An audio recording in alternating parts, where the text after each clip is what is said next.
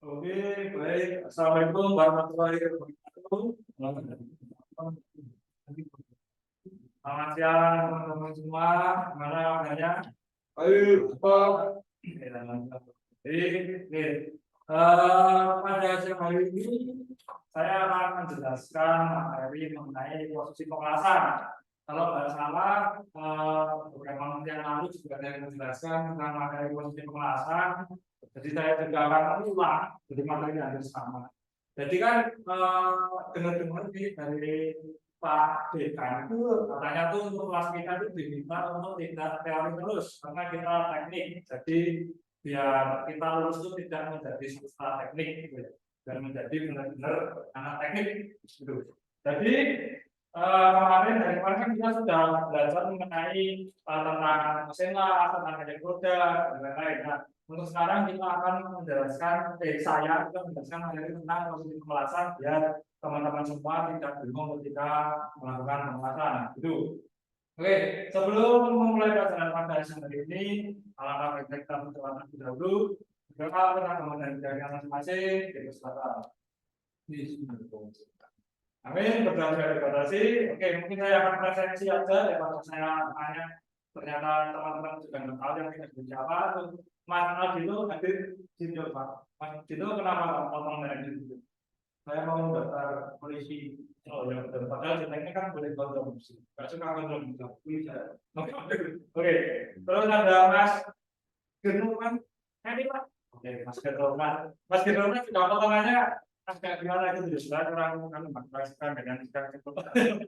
Terus terakhir ada Mas Gansan.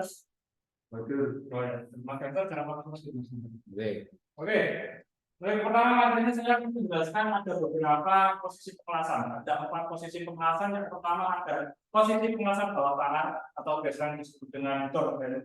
Dan yang kedua ada posisi pengelasan mendatar atau horizontal. Posisi yang ketiga ada posisi pengelasan tegak atau vertical position.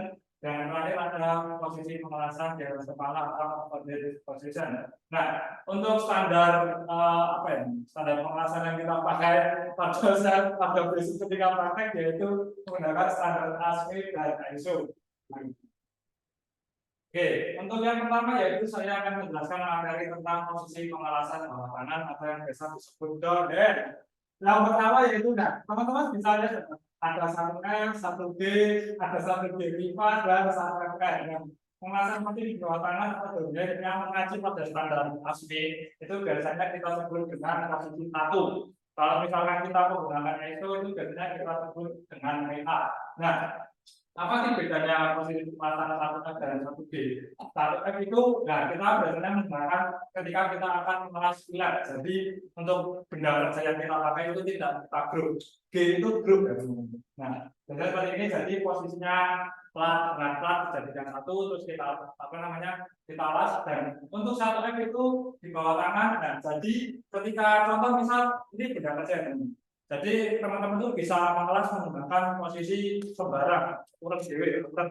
Jadi mau dari kiri ke kanan, kanan ke kiri, dari depan ke belakang, mau bendanya di sini, terserah teman-teman. Nah, selanjutnya ada satu kiri tadi. Jadi ada 2 benda yang di ujungnya itu bisa kita close terlebih dahulu agar bisa tidak sebenarnya semua dan sebenarnya itu terus ada 1 pipa sama, jadi pipanya itu kita ada 2 pipa yang kita close terlebih dahulu dan kita las.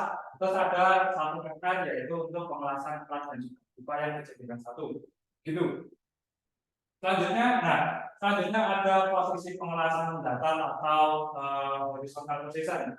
Nah, untuk posisi mendatar atau horizontal position itu kalau standar resmi biasanya kita sebut dengan kode 2. Sedangkan untuk standar ISO biasanya kita sebut dengan posisi PB.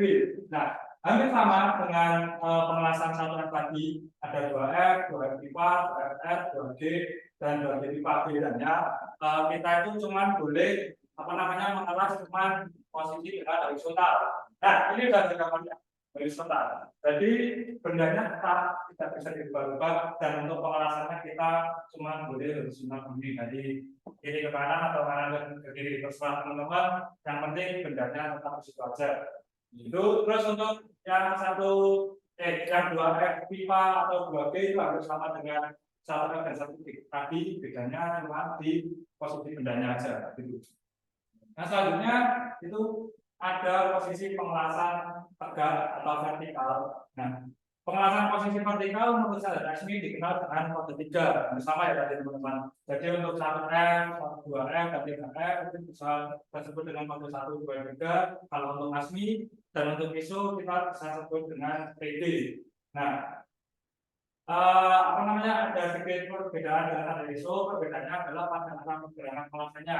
Jika arah kelas dari bawah ke atas dinamakan PF, ini dari bawah ke atas disebut PF, sedangkan jika dari arah pengelasan dari atas ke bawah bisa disebut dengan PG. Ya teman-teman, ada PF, ada PG itu. Nah, sama juga dengan yang 3B, ada PF dan juga apa namanya, PG juga. Jadi untuk pengelasan vertikal hampir sama dengan horizontal. Bedanya itu tetap bisa dirubah-rubah. Nah, untuk pengelasannya itu bisa dari atas ke bawah, hampir sama dengan gambar, dan juga dari bawah ke atas. Jadi bedanya nggak bisa dirubah. Sana sini itu tidak bisa. Itu teman-teman. Yang selanjutnya ada, nah ini pengelasan yang paling susah ya teman-teman. Ada pengelasan atas kepala atau bisa disebut upper position.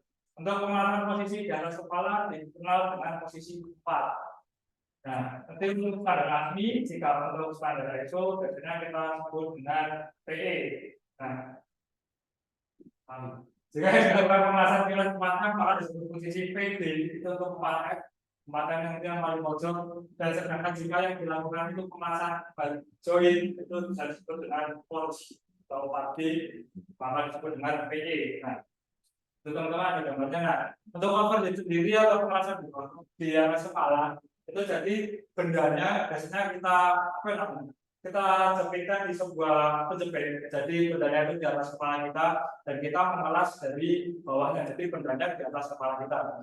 Itu untuk apa namanya, untuk pengelasan yang keempat atau overhead. Mungkin itu yang dapat saya sampaikan. Mungkin ya cepat saja ya teman-teman, karena cuma posisi pengelasan itu gampang. Mungkin dari materi sesimpel ini yang saya sampaikan apa bisa dari ditanyakan teman-teman? Itu FR-nya apa? Oh, FR. FR itu untuk apa? Untuk fillet, untuk fillet rotation. Gitu. Jadi ini kan ada fillet dan ini ada pipa, jadi pengelasannya itu rotasi atau berputar. Mas ya. Yang diputar apa ya Pak? Yang diputar melasnya. Jadi kita melasnya. Oke. Pak, yuk, kalau miring sini itu posisi apa Pak? Dari sini ke bawah sini, kanan, atas kiri itu posisi apa? Oh, itu namanya posisi 1M. Oh, 1. Iya, jadi kan vertikal kayak ini. Ini kamu miring, seluruhnya 37 derajat. Ini posisi apa? Tapi kan bedanya bisa diubah-ubah. Miring ke sana ke sini. Kalau kapal kan nggak bisa diubah. Tuh, miring gini, misalnya nggak kapal, miring gini. Jadi jempol. Kapal itu diulang. Oh iya betul. Miring posisi apa? Itu namanya posisi ngawur. Itu. Nggak ada. Di mana ini saya nggak ada.